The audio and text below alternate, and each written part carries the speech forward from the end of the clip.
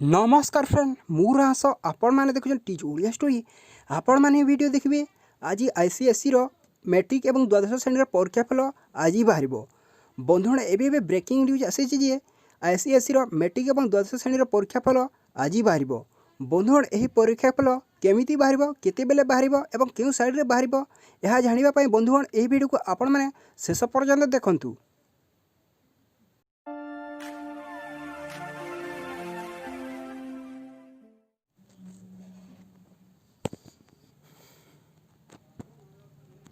बंधुगण जो मैंने प्रथम थर कर मो चैनल को आसी सब्सक्राइब करूँ जहाद्वारा आपण मैंने एमती लेटेस्ट वीडियो पाइपर। बंधुगण आज बाहर आईसीएसई दशम और द्वादश श्रेणी परीक्षाफल और यह अपराह 3टार बाहर छात्र मैंने जो स्कूल पढ़ते से स्कूल लीगल आईडी और पासवर्ड दी जानीपर और दुईटी साइड्रे से देखिपारे।